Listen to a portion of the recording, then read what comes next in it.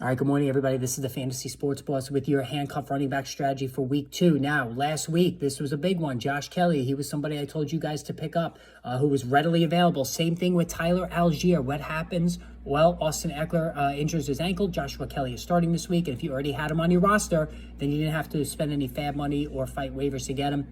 And then Tyler Algier, 50-50 split pretty much with Bijan Robinson. So, the strategy goes, you pick up backup running backs who have a chance to be fantasy viable. I'm not talking about somebody like Matt Breida. I'm talking about somebody like a Ruscon Johnson or a Joshua Kelly.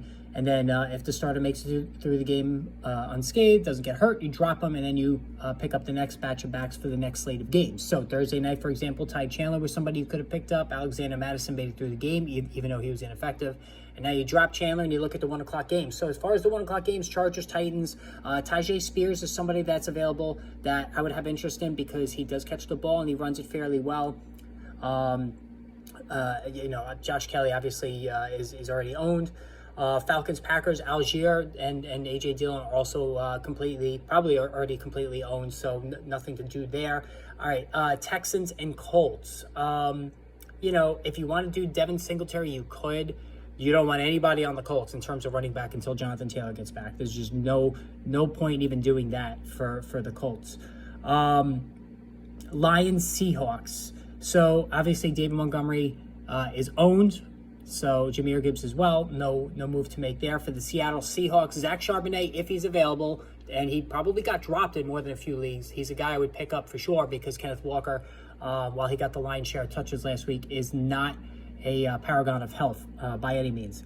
Buccaneers and Bears, Roscoe Johnson. Could be the last call on Roscoe Johnson, so I would check to see if he's available. He'd be one of my top backup plays to pick up this week. As far as the Buccaneers, listen, this is a get-right spot for Rachaad White. If he doesn't get right, then we got some big problems here.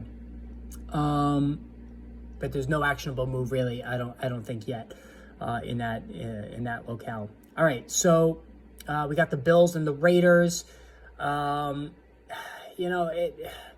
White doesn't do it for me, especially in a PPR league, so I'm not going to bother with him.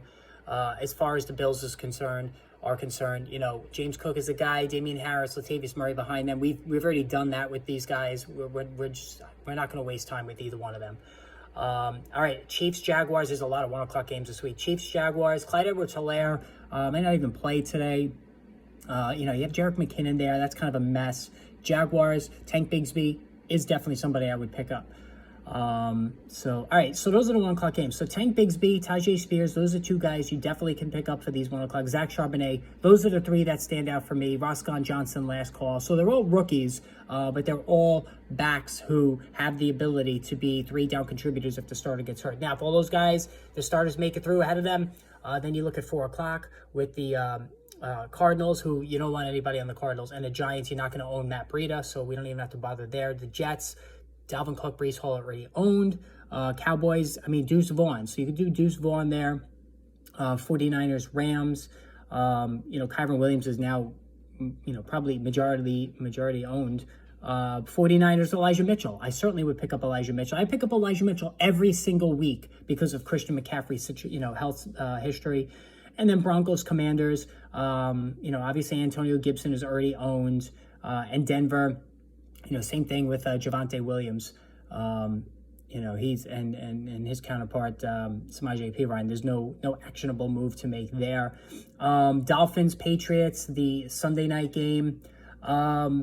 It's Devin Arshane. I know Raheem Mostert is always hurt, so you can see if Devin Arshane is available. And then the Patriots, Ezekiel Elliott, he could be available, but, he's not. Even if something were to happen with Ramondre Stevenson, I don't think he's going to do much.